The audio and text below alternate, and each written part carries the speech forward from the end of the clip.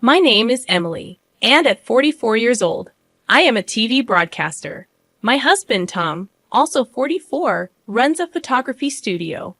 We began dating in high school and tied the knot at the age of 26, having been each other's first boyfriend and girlfriend. Our relationship felt like a natural progression, and we never considered anyone else. When I was 25 and tragically lost my parents in an accident, I couldn't fathom how I would have coped without Tom, who became like family to me. Following our marriage, Tom moved into the house my parents left me, and I felt a sense of security and warmth, surrounded by the memories of my parents and Tom.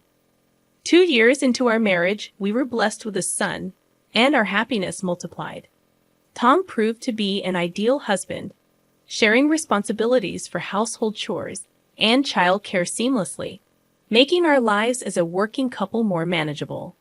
However, my mother-in-law, Jen, did not share the same appreciation for Tom's involvement in domestic tasks. A decade ago, an incident unfolded when our son started elementary school. Jane, who lived about 30 minutes away, began visiting more frequently to assist with picking up our son after school. This was necessary as after-school care ended earlier than our work hours, and Jane's help became invaluable.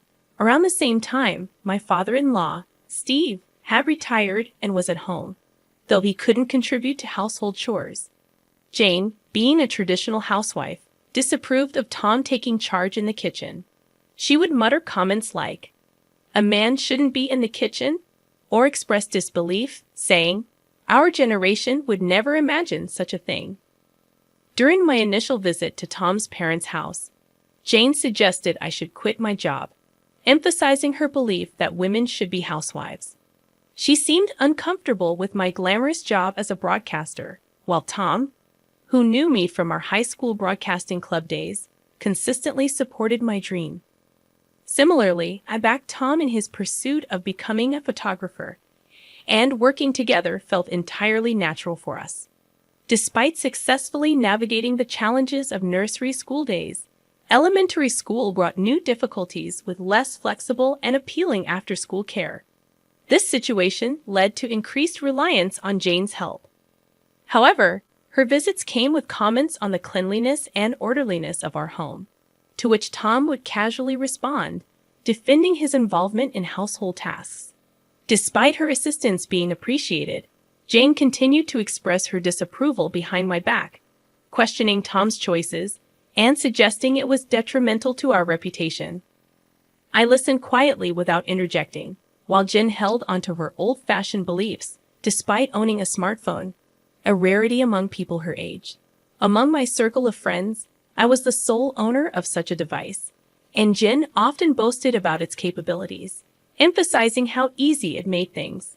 She'd browse the internet for various purposes, exclaiming, "Look at what you can do so effortlessly now." Embrace convenience. Her smartphone wasn't the only modern convenience she embraced. While our family relied on a traditional paper-based shopping order, Jen advocated for online services, suggesting it was a waste to pay for delivery and insisting we should do the shopping ourselves. However, when she discovered that the service could be ordered online, she promptly encouraged me to switch, criticizing the old-fashioned method of ordering on paper. Jen would often stay until late at night while Tom and I prepared dinner. She'd mention needing to return home for Steve's dinner, implying he wouldn't eat alone.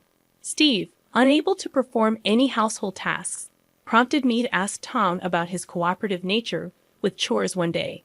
Tom explained that his mother's complaints about his father's lack of help served as a negative example for him. He resolved to be proactive in sharing household responsibilities to avoid similar complaints in his own marriage. Jen's contradictory attitudes toward household chores puzzled me. She seemed amused that her son, raised in an environment where chores were shared, actively participated, while she resented her husband's lack of involvement. I couldn't comprehend her satisfaction criteria, but I suspected she found solace in complaining. To maintain peace, I chose to keep my distance as much as possible during those times. I never imagined Jen would feel so trapped that she'd resort to something as extreme as selling our house without consent.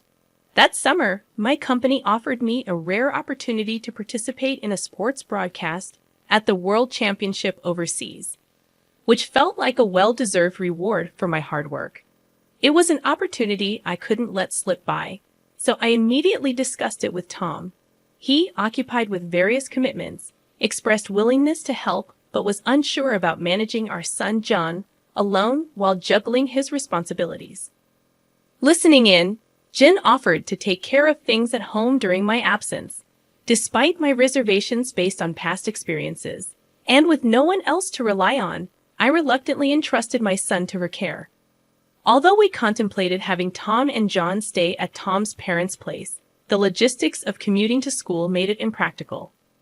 Hence, Jen decided to stay at our house during weekdays to look after John.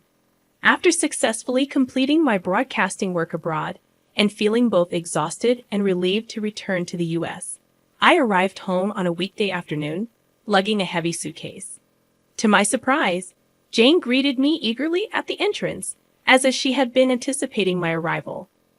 Just as I was about to express my gratitude for taking care of the house, she dropped a bombshell. The house had been sold for $300,000, and she intended to claim the full amount.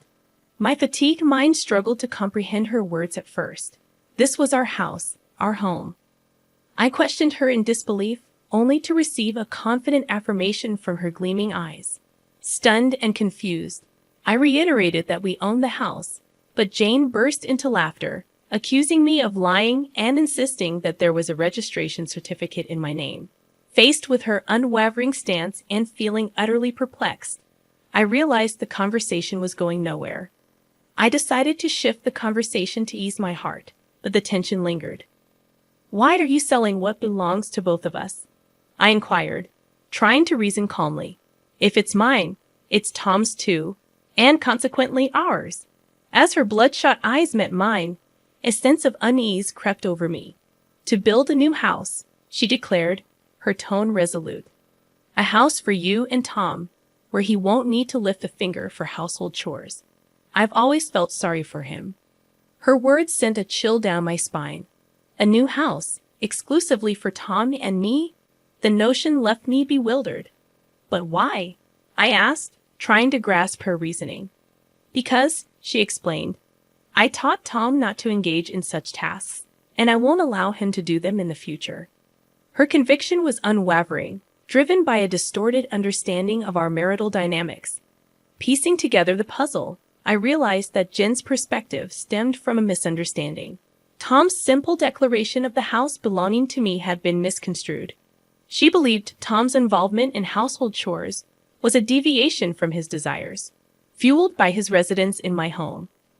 Moreover, I learned that Steve's retirement had brought financial strain, exacerbating their insecurities about their rented apartment. In desperation, they opted for the unthinkable, selling our home. "But this isn't just mine, and Tom finds it normal to share household responsibilities." I protested, hoping to reason with her. Jen dismissed my words as falsehoods, accusing me of distorting reality to suit my narrative. Though I wanted to point out her role in the situation, I needed clarity first. "Where did you sell it?" I pressed, attempting to understand the extent of her actions. "To AA Real Estate," she disclosed, citing an easy online process and a convincing offer. They assured me it was the right decision, given the high demand in the area. Her words stung as I realized the magnitude of her actions.